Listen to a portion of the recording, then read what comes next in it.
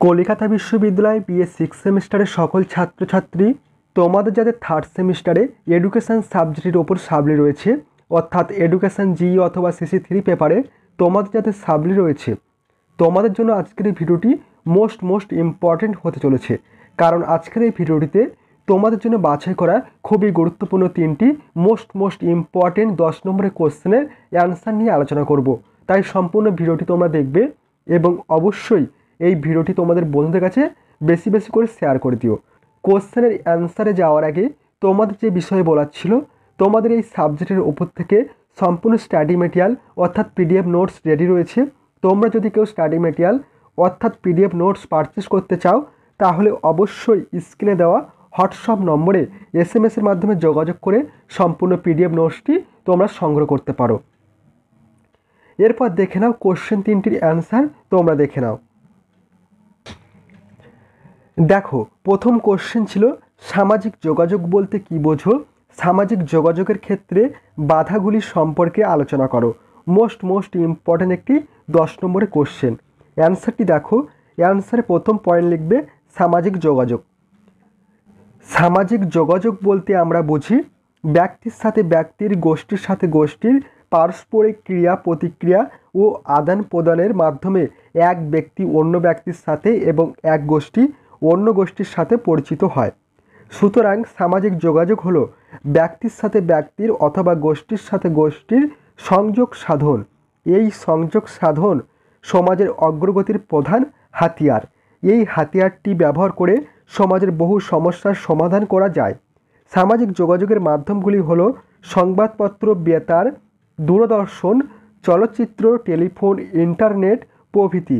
বর্তমানে সামাজিক যোগাযোগের মাধ্যম হিসেবে ফেসবুক, টুইটার, লিঙ্কডইন প্রভৃতি ব্যাপক জনপ্রিয়তা লাভ করেছে। সামাজিক যোগাযোগের বাধা। নেক্সট পয়েন্ট লিখবে সামাজিক যোগাযোগের বাধা।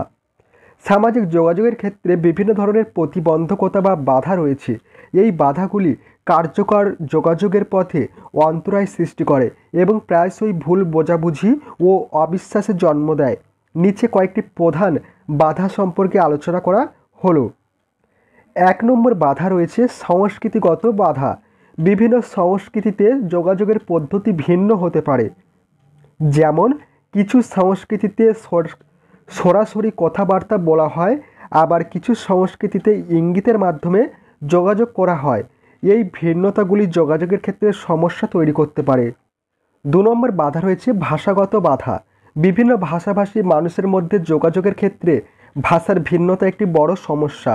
যদি দুই ব্যক্তির মধ্যে একই ভাষার জ্ঞান না থাকে, তবে তাদের মধ্যে ভাবের আদান প্রদান কঠিন হয়ে পড়ে। 3 নম্বর মানসিক বাধা। মানসিক অবস্থা যেমন ভয়, উদ্বেগ, রাগ, হতাশা ইত্যাদি যোগাযোগের ক্ষেত্রে বাধা সৃষ্টি করতে পারে।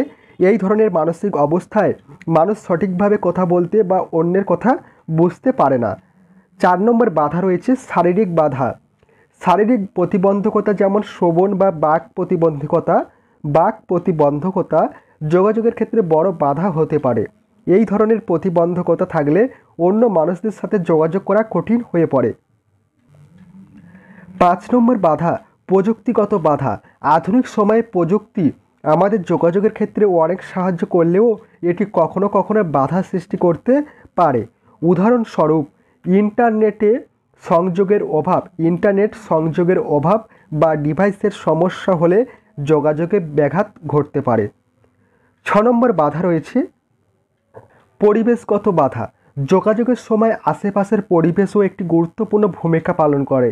অতিরিক্ত শোর বা গোলমাল, অন্ধকার বা অন্য কোনো পরিবেশগত সমস্যার কারণে যোগাযোগ কঠিন হতে পারে। এই ছিল তোমাদের সম্পূর্ণ কোশ্চেনটির অ্যান্সার। এরপর দেখো নেক্সট দ্বিতীয় কোশ্চেন ছিল শিক্ষাশ্রয়ী সমাজতত্ত্বের প্রকৃতি ও তাৎপর্য আলোচনা করো। মোস্ট ইম্পর্টেন্ট একটি 10 নম্বরের কোশ্চেন। দেখো অ্যান্সারটি দেখো, অ্যান্সারে লিখবে শিক্ষা প্রক্রিয়াকে অনুসরণ করতে গেলে সমাজ ব্যবস্থা ও সমাজ পরিবেশের বিশ্লেষণ একান্ত প্রয়োজন।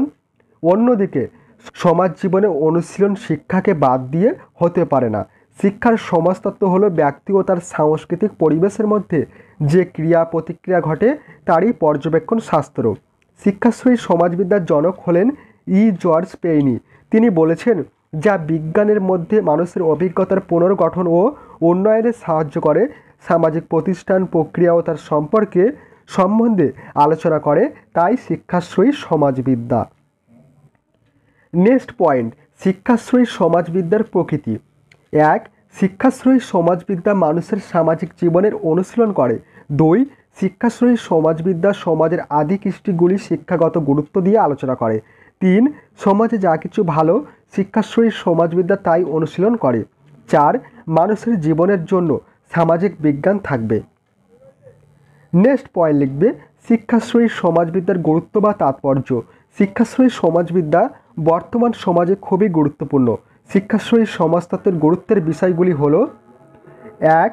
অভিযোজনের শিক্ষা প্রাকৃতিক পরিবর্তনের সঙ্গে সঙ্গতি রেখে সমাজের অন্যান্য উপাদানগুলিও পরিবর্তিত হয়। এই পরিবর্তনের ফলে সমাজবদ্ধ মানুষও প্রভাবিত হয়।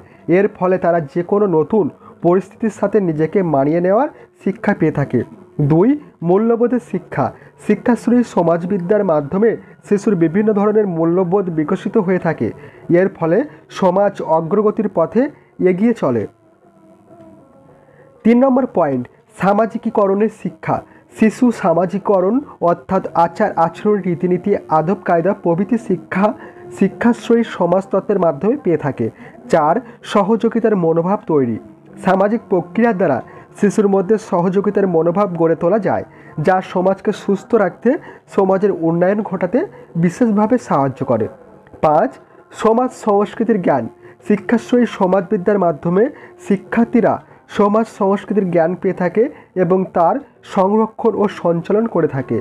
6 নম্বর পয়েন্ট, বিভিন্ন সামাজিক সমস্যার সমাধান একটি সমাজে বিভিন্ন ধরনের সমস্যা রয়েছে এবং এই সব সমস্যার সমাধান কিভাবে সম্ভব তার জ্ঞান শিক্ষাশ্রয়ী সমাজবিদ্যা পাঠের মাধ্যমে শিক্ষার্থীরা পেয়ে থাকে।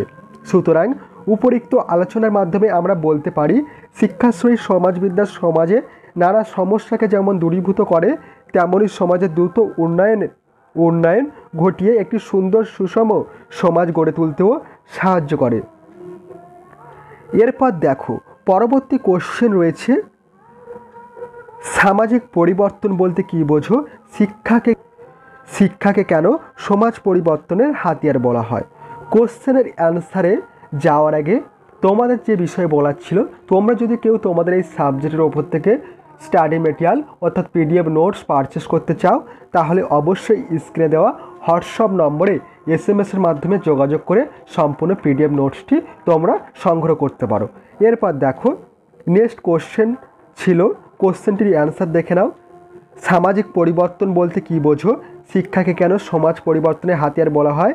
মোস্ট ইম্পর্টেন্ট একটি 10 নম্বরের কোশ্চেন। দেখো, উত্তরে লিখবে সামাজিক পরিবর্তন। প্রথম পয়েন্ট,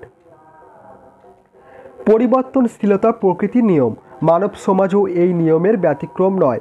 পরিবর্তনশীলতা মানব সমাজের ধর্ম সমাজ সতত পরিবর্তনশীল বলে মানব সমাজ আদি অবস্থা অতিক্রম করে আধুনিক কালের সভ্য অবস্থায় উপনীত হয়েছে এবং অগণিত ভবিষ্যতের দিকে এগিয়ে চলেছে।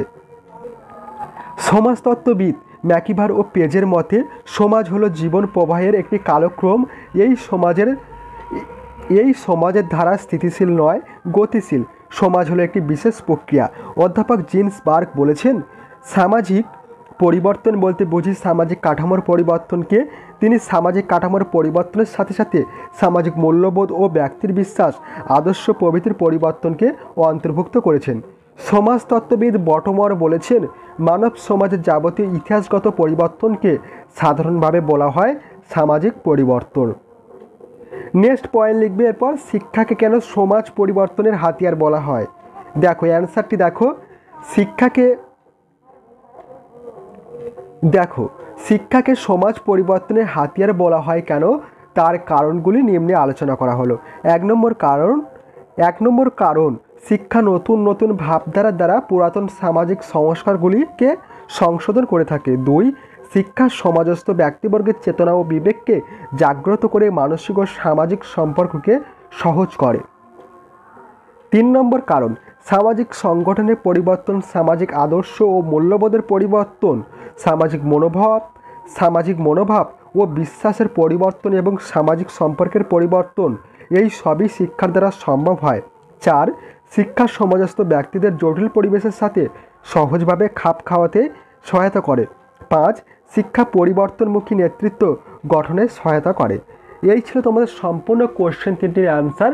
মোস্ট ইম্পর্টেন্ট কোশ্চেন 3টির অ্যান্সার নিয়ে আলোচনা করা হলো। পূর্বের ভিডিওগুলিতে আমি তোমাদের বেশ কিছু মোস্ট ইম্পর্টেন্ট তোমাদের কোশ্চেনের অ্যান্সার এবং তোমাদের PYQ SCQ কোশ্চেনের সম্পূর্ণ সমাধান নিয়ে আলোচনা করেছি। তোমরা যারা এখনও পর্যন্ত সেই ভিডিওগুলি দেখোনি, অবশ্যই তোমরা চ্যানেলে ভিজিট করে সেই ভিডিওগুলি দেখে নিতে পারো। অবশ্যই তোমাদের সাপ্লি এক্সামে তোমরা অনেকটাই উপকৃত হবে।